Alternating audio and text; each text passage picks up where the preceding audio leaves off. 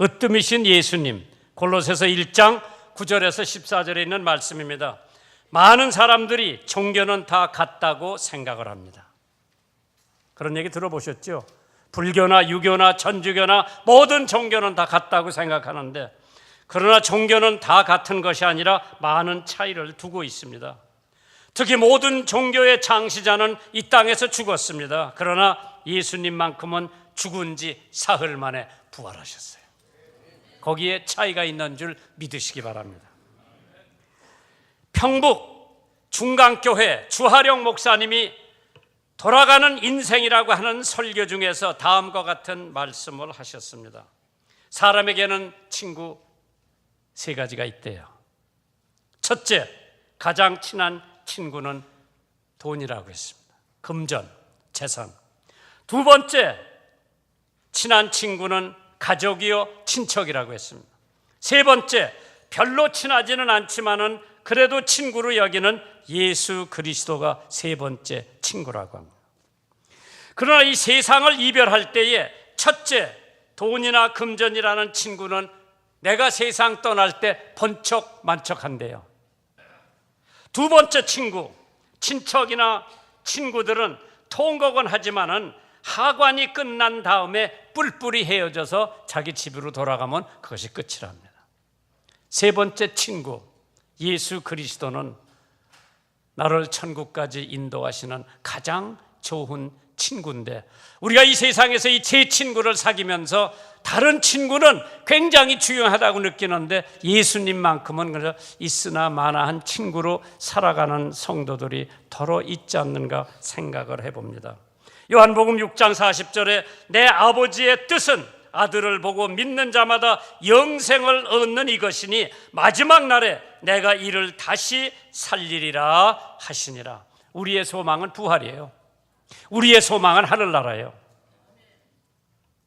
여러분이 돈이 얼마가 있어야 행복하다고 느끼십니까? 하루에 먹을 것이 있고 입을 것이 있으면 족하라고 하는 하나님의 말씀이 있죠.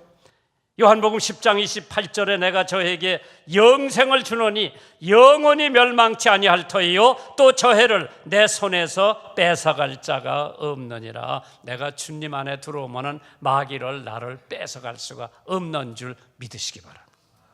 별로 친하지 않은 친구 예수님께서는 자기를 믿는 자들에게 많은 선물을 주신다고 했는데 한 20가지를 내가 얘기해 볼까요?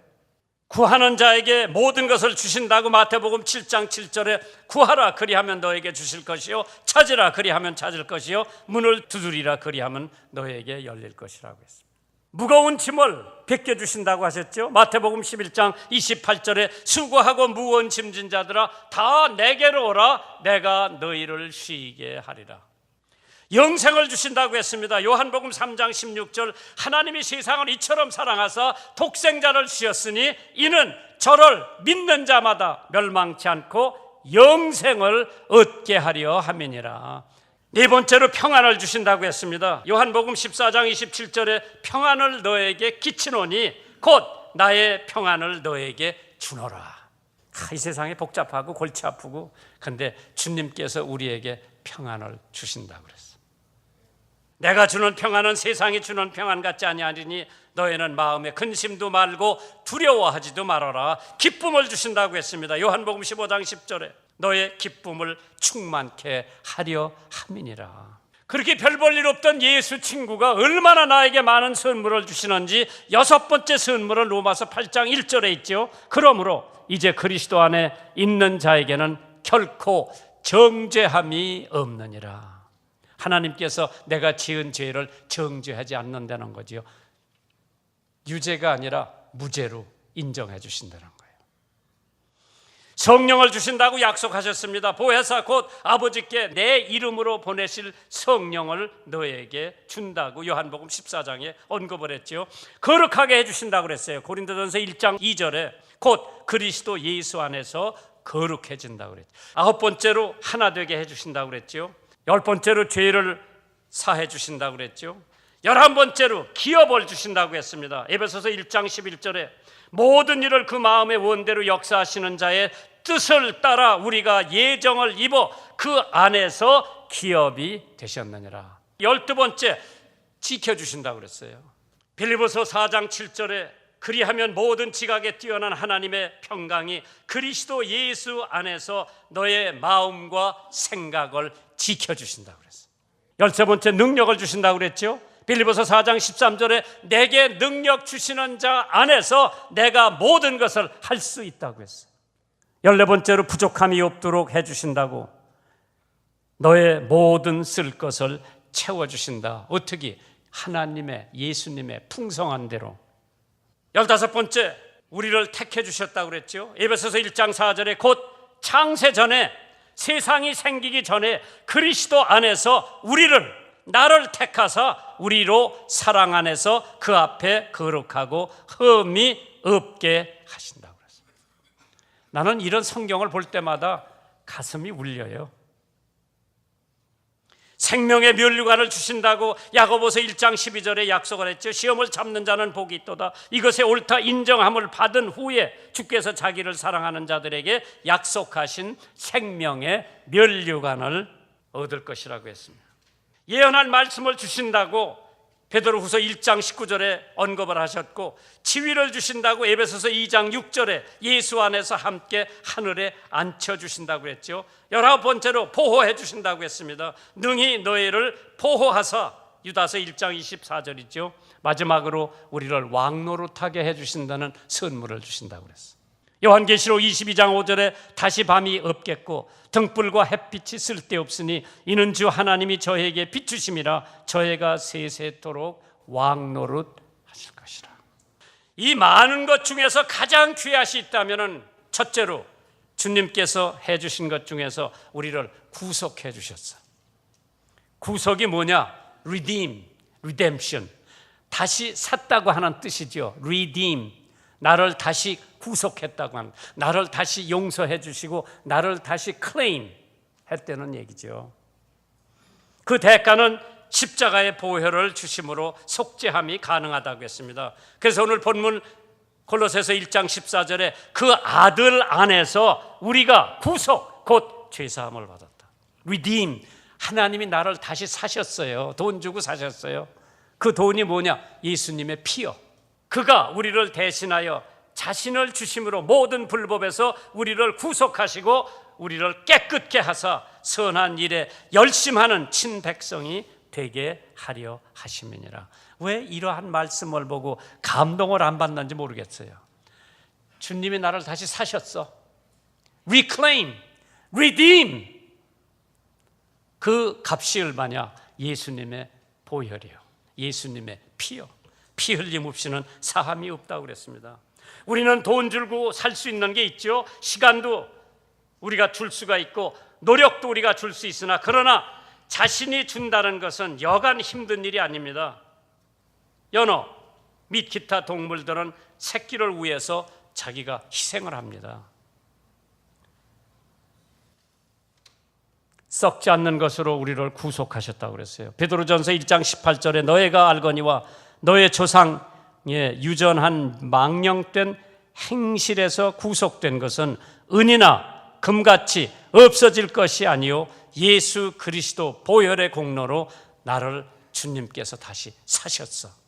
하나님께서 십자가를 세고 계실 때 나는 돈을 세고 있었고, 하나님께서 잃어버린 것을 세고 계실 때 나는 얻은 것을 세고 있었고, 내가 곳간에 쌓아둔 물건들의 값어치를 세고 있었을 때 하나님께서는 나의 상처를 감싸 주셨고, 내가 지위를 구하고 명예의 눈이 어두웠을 때 하나님께서는 나의 무릎 위에 놓인 시간들을 세며 눈물을 흘리셨습니다. 어느 날 무덤가에 서기까지 그토록 얻으려고 했던 것들 모두 헛된 것임을 알지 못했고, 내 모든 사랑하는 것들이 날아가 버릴 때까지 나는 하나님의 사랑 안에 있음을, 가장 부유한 것임을 알지 못하고 살아왔습니다. 요한계시록 12장 11절에 또 여러 형제가 어린 양의 피와 자기의 증거하는 말을 인하여 저를 이기었으니 그들은 죽기까지 자기 생명을 아끼지 아니하였도다. 두 번째로 용서해 주셨다고 그랬죠. Forgiven us, 곧 죄사함을 얻었도다. 하나님께서 우리를 용서해 주셨다. 죄사함을 얻었다. 서로 인자하게 하며 불쌍히 여기며 서로 용서하기를 하나님이 그리스도 안에서 너희를 용서하심같이 하라고 했어요. 2조 때 성정이라고 하는 임금님이 계실 때 지방의 한 관리가 뇌물을 받았는데 비단 10피를 받았다고 그러더라고. 그게 임금님 귀에 들어간 거야. 그래서 그 관리를 임금님이 불러서 자네 참 지방을 다스리느라고 수고가 많았지. 내가 비단 10피를 내려보낼 테니까. 깜짝 놀랐어요. 가슴이 뜨끔했죠. 관리의 얼굴은 홍당무같이 되고 죽을 죄를 졌으니 용서해달라고 하니까 임금님이 죄를 깨달았으니 다시는 그런 죄를 범하지 말라고 효유하고 너그러이 용서해 주었다고 합니다. 관리는 크게 감동을 받아 다시 죄를 범치 않았다고 합니다. 용서는 사람을 감화시킵니다. 사람들은 마음이 간사한 거예요. 그런데도 하나님께서 너그럽게 용서해 주시는 그 위대한 하나님의 용서, 그 위대한 하나님의 사랑. 그 다음에 우리를 건져주셨죠. 레스큐, 흑암의 권세에서 우리를 건져주신다. 골로새서 1장 13절 보세요. 그가 우리를 흑암의 권세에서 캄캄한 지옥 같은 어둠에서 우리를 건져주신다. 죄악의 흑암에서 건져주시고 두려움 흑암에서 건져주시고 죽음의 흑암에서 건져주시고 마귀의 흑암에서 건져주시고 알코올 중독 흑암에서 건져주시고 마약에서 건져주시고 도박에서 건져주시고. 나는 도박을 안 해봐서 모르는데 우리 한국 사람이나 중국 사람, 동양 사람들 사행 심리가 강해요. 로또도 사고 당첨될 것 같으니까 사는 거예요. 하나님께서 우리를 천국으로 옮겨주신다고 했죠. 골로새서 1장 13절에 그가 우리를 흑암의 권세에서 건져내실 뿐만 아니라 그의 사랑의 아들의 나라로 우리를 옮겨주셨어요. 하나님 아들의 나라가 어디요? 천국이지. 우리를 이 땅에서 천국으로 옮겨주시는 분도 예수님이에요. 그런데 그런 친구를 이 세상에 살 때에는 그렇게 귀한 친구로 여기지 않고 돈, 가족, 친척. 예수님은 그저 세 번째. 어느 임금님이 교회 건축을 하는데 아무도 돕지 못하게 했습니다. 왜? 자기 혼자 지어서 자기 기념 교회로 명명하기 위해서 다 지어놓고 헌당을 하는데 자기 이름을 교회 설립자로 새겨 넣습니다. 그러나 그날 밤에 왕은 꿈을 꾸게 됩니다. 한 천사가 임금한테 나타나서 자기 왕의 이름을 지우고 한 가난한 과부의 이름을 3번이나 거기다 써놨대요. 이게 꿈입니다. 꿈에 깨가지고 그 여인을 찾았습니다. 도대체 어떤 여인이기에 천사가 자기 이름을 짓고 임금님 이름을 짓고 그 여인의 이름을 3군데나 갖다 써놨어요. 찾았어요.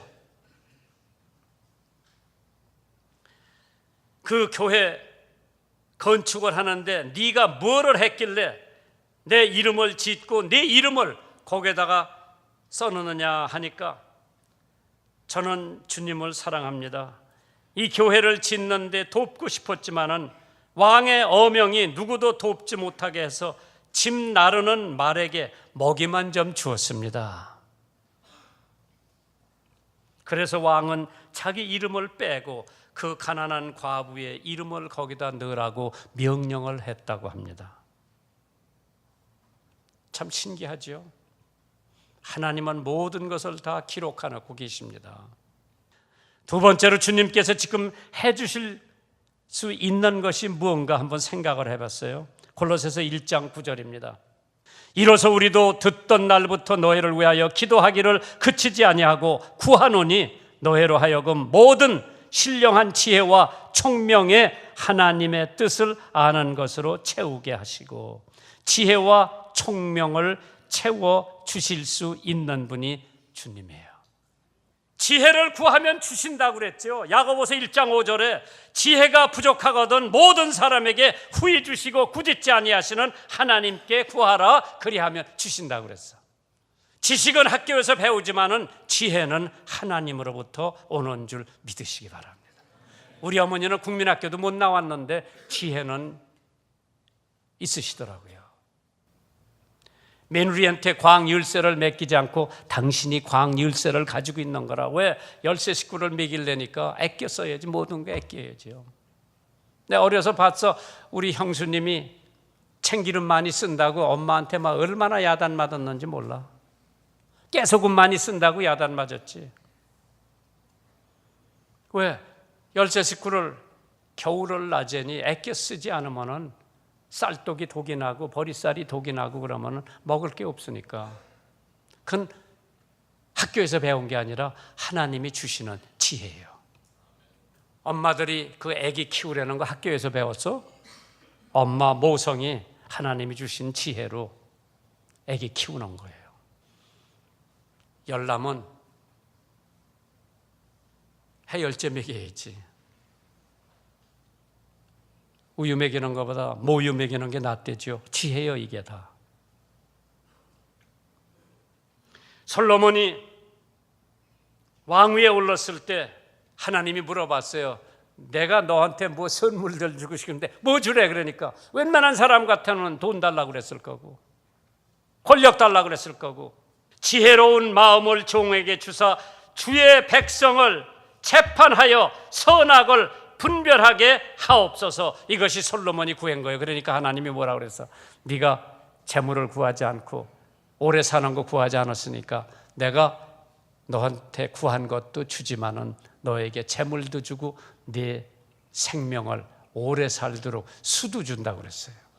그래서 구약 성경에 보면은 솔로몬의 지혜가 얼마나 귀한 지혜인지. 어떤 여자 둘이 아기를 낳았죠. 아기 하나가 죽었어.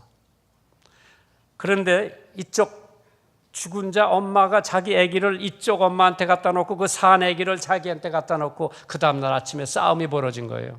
지금은 DNA가 있으니까 DNA를 하면은 금방 표가 나지만 그때는 DNA가 없었어. 그러니까 이쪽 엄마가 얘 내 아기인데 여기서 훔쳐갔다 그러고 이제는 아니라고 내 아기라고 싸우고 있을 때에 솔로몬한테 갖고 왔어. 아기를. 누구 애인가 좀 갈러 달라고 하니까 그래 아기 갖고 와라. 그 다음에 18원 보카를 갖고 오라고 그랬어. 얘를 반쪽으로 딱 쪼개서 반은 네가 갖고 반은 이쪽 엄마를 주니까 진짜 아기 엄마는 아유 죽이지 말라고 그랬잖아. 그래서 그 아기를 그 엄마한테 준 거예요. 그게 진짜 엄마예요.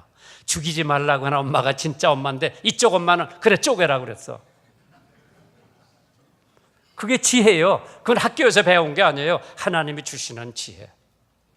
합당할 수 있게 해주셨다고 그랬죠. 골로새서 1장 10절에 주께 합당히 행하여 범사에 기쁘게 하시고 모든 선한 일에 열매를 맺게 하시며 하나님을 아는 것에 자라게 하셨다고 그랬어. 합당하게. 모든 게 합당해야 돼요. 우리 세상 사는 데는 불합리하고 불적당한 게 얼마나 많은지 몰라. 우리들은 불법, 불의, 부정, 부패, 불신 등이 만연되어 있습니다.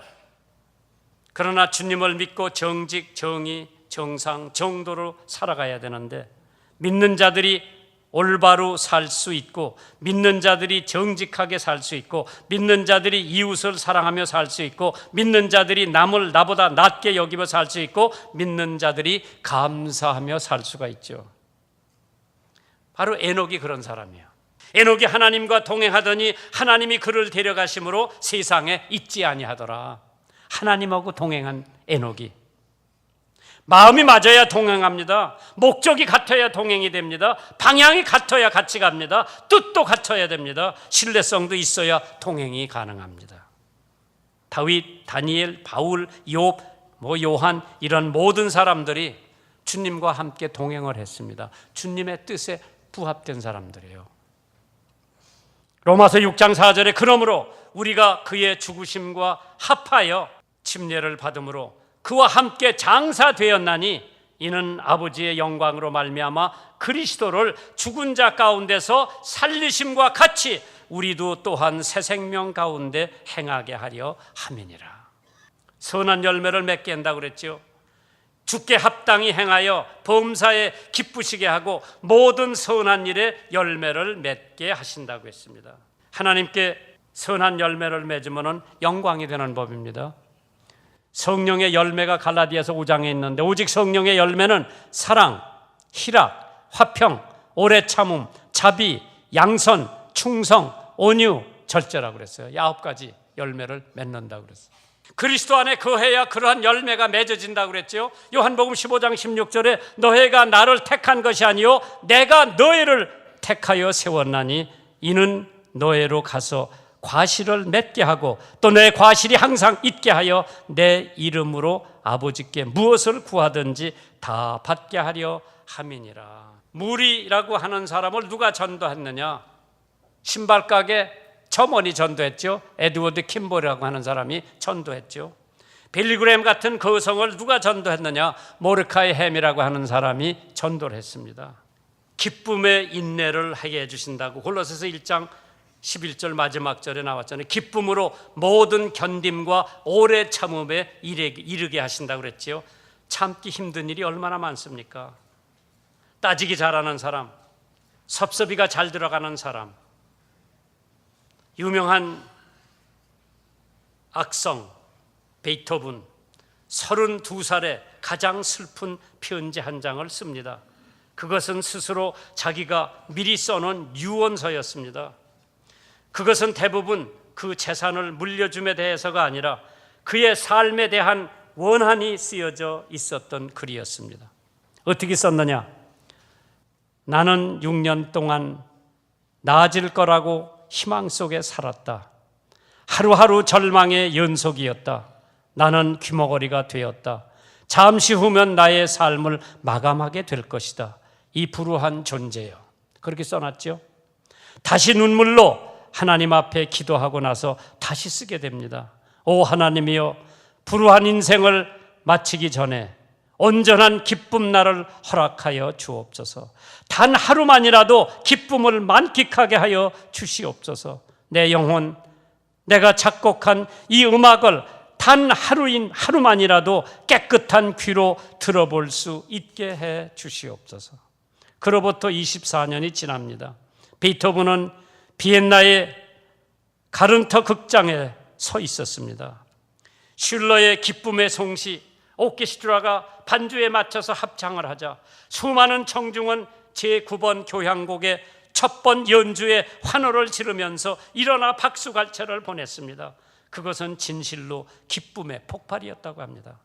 그러나 그 위대한 작곡가는 그의 악보를 넘기면서 조용히 서 있을 따름이었습니다. 그는 기쁨, 박수, 갈채를 전혀 들을 수가 없었습니다.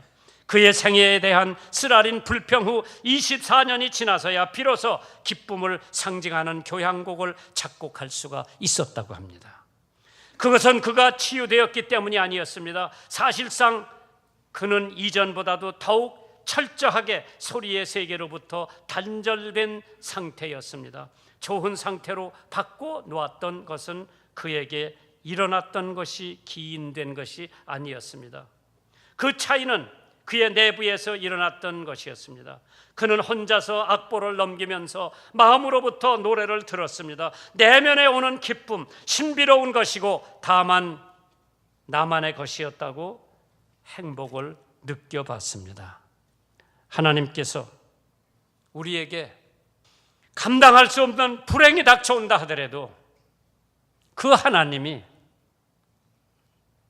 내면의 기쁨을 베토벤에게 줬던 것처럼 여러분과 나에게도 으뜸 되시는 예수님께서 내게 필요한 것, 내가 있어야 할 것 하나님께서 주시는 줄 믿으시기를 주님의 이름으로 축원합니다.